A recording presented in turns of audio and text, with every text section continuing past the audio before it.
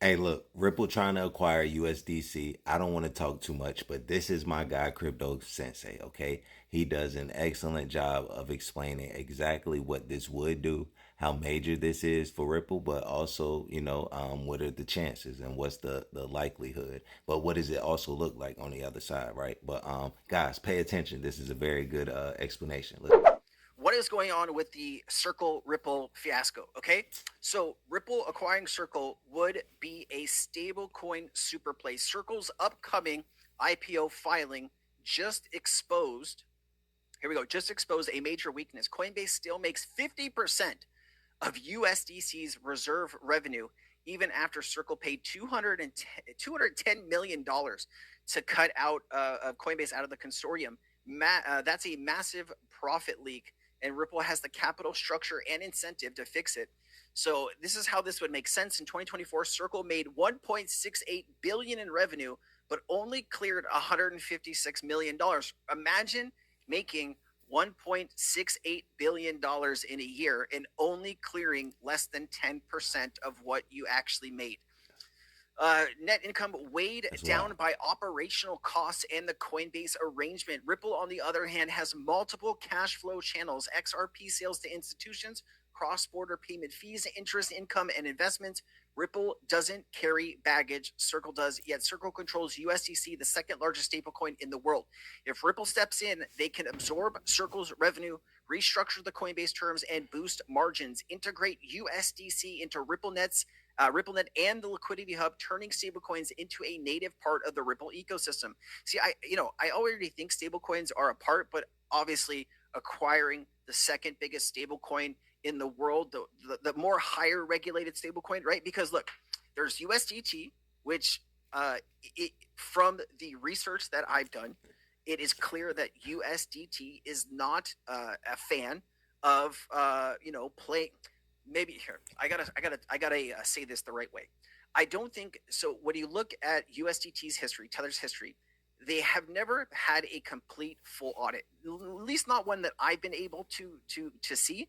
I know they had an audit company working with them, I think last year, and that audit company ended up stopping the audit mid like audit and having them delete all of the stuff, because I remember Tether starting to use some of the audit's information, and then they were like, wait a second, this doesn't look right. So in order for once US regulation comes in with stablecoins, the the the the stablecoin company is going to need to adhere to all of the regulations. Okay, so in the European Union under MiCA, USDT actually isn't allowed now.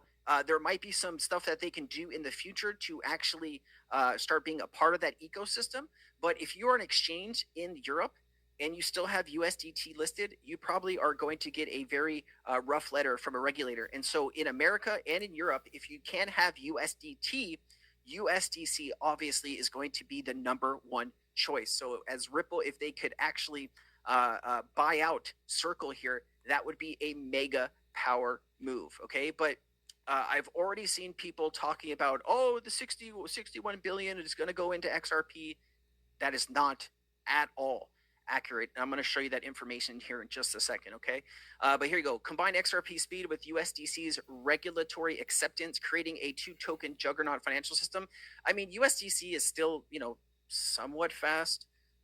It depends on what network it's obviously on. If it's on Ethereum, it can take a little bit more time, especially if it is congested. But is Ripple's battle tested? Having fought the SEC scrutiny, it's now a prime position to lead in a regulated digital asset market. By acquiring Circle, Ripple instantly gains access to over 60 billion in circulating USDC, adding scale to reach of its already global infrastructure.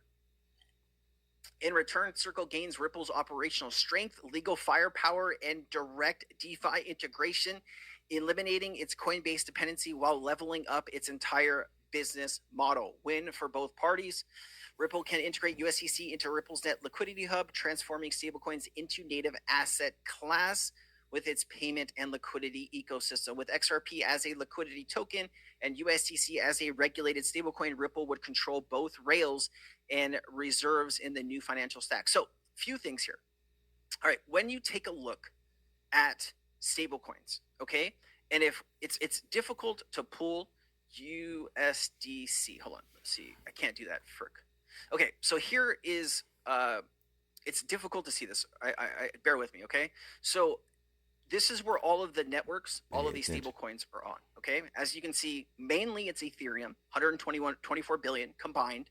Then you have Tron, you have Binance, Solana, Base, Arbitrum. So if Ripple did in fact take over Circle, okay, understand that this liquidity wouldn't wind up on the XRP ledger.